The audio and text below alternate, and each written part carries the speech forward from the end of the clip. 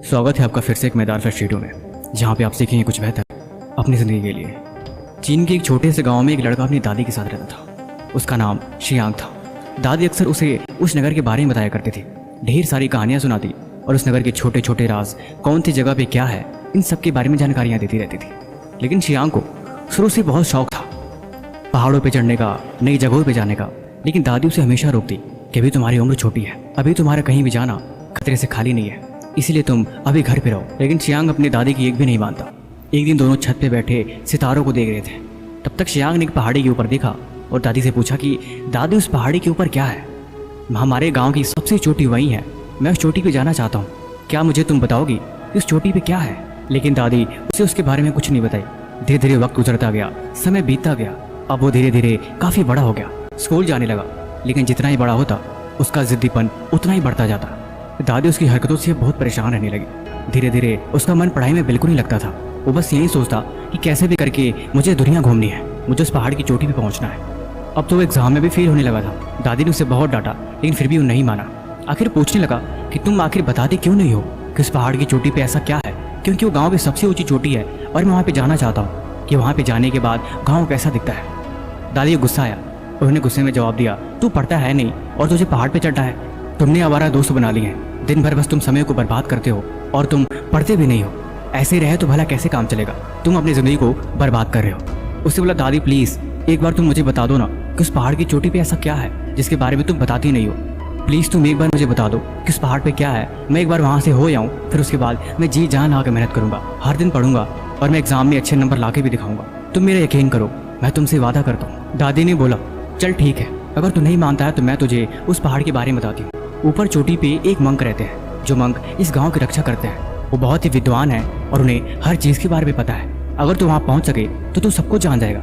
लेकिन वहाँ पे जाने का रास्ता इतना खतरनाक है कि वहाँ पे कोई भी आसानी से नहीं पहुँच सकता।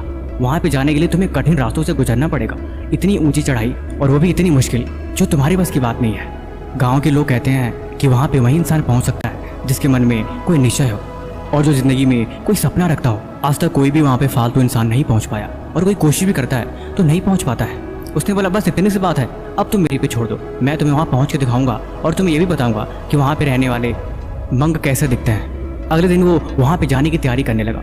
अपने दोस्तों को बुलाया और सबको समझा दिया कि कल सुबह मैं पहाड़ पर चढ़ने की तैयारी करूँगा।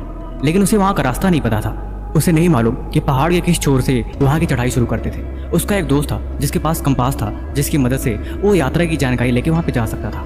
उसके एक दोस्त ने बोला, भाई ठीक है, मैं तेरे लिए कल खाना लेके आऊँगा, ये तेरे लिए कंपास लेके आएगा। उसका एक और दोस्त था जिसके पास एक बैलगाड़ी थी।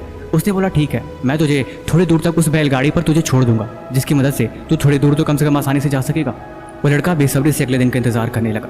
अगले दिन जब सुबह हुई, उसने अपने बैग में ढेर सारी चीज़ें भर लिया ताकि उसे रास्ते में कोई दिक्कत ना हो और चढ़ने की पूरी तैयारी उसने शुरू कर दी। धीरे धीरे 1 घंटा बीत गया, लेकिन उसका कोई भी दोस्त नहीं आया जिसने बोला था कि बैलगाड़ी से उसे थोड़ी दूर तक छोड़ देगा। उसका भी कोई अता पता नहीं था। उसने पैदल ही यात्रा शुरू कर दी। उसके दूसरे दोस्त जो खाना लेके आने वाला था, उसका भी कोई अता पता नहीं रहा। अब उसे और चिंता होने लगी कि मैं खाऊंगा क्या और पहुंचूंगा कैसे, और बिना खाए मैं जाऊंगा कैसे। जो दोस्त उसका कंपास लेके आने वाला था वो सबसे ज़रूरी था, आखिर में वो भी नहीं आया। अब तो उसे दिशा का भी ज्ञान नहीं था कि कौन दिशा में जाना है और कैसे जाना है। अंत में बिना किसी के सहारे के उसने जैसे तैसे करके चढ़ाई शुरू करी। चढ़ते चढ़ते धीरे धीरे शाम हो गई, अंधेरा हो गया, लेकिन अभी तक वो मंजिल तक नहीं पहुंचा।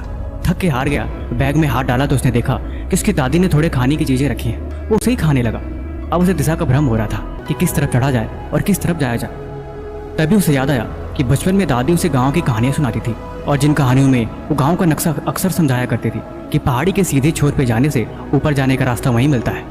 उसने थोड़ा और दिमाग पे जोर डाला और चढ़ाई शुरू कर दी। चढ़ते चढ़ते 2 दिन बीत गए और आखिर में अब वो वहाँ पे पहुँचने वाला था। उसकी हालत इतनी बुरी थी जैसे कि अब वो मर ही जाए, क्योंकि उसने 2-3 दिन से ढंग से खाना नहीं खाया था।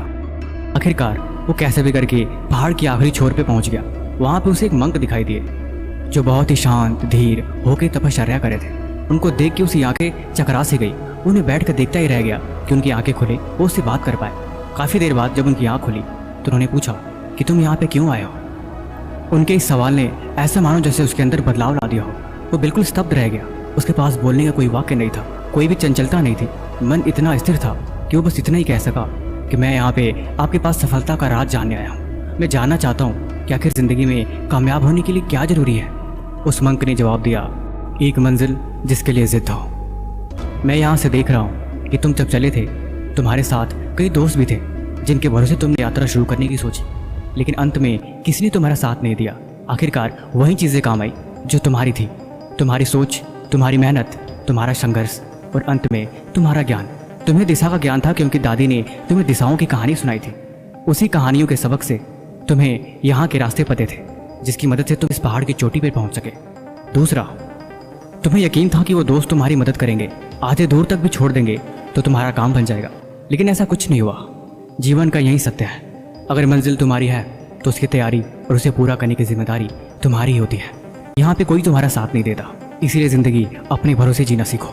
तुम पहाड़ पर सिर्फ इसलिए चढ़ सके क्योंकि तुम्हारे मन में पहाड़ की चोटी थी, ये तुम्हारा लक्ष्य था और इसी मकसद से तुम इस पर चढ़ रहे थे। तुम इस पहाड़ पर इसलिए नहीं चढ़ पाए क्योंकि तुम्हें मुझसे मिलना था, तुम इस पहाड़ पर इसलिए चढ़ पाए कि तुम्हारे मन में बार बार इस पहाड़ की चोटी थी।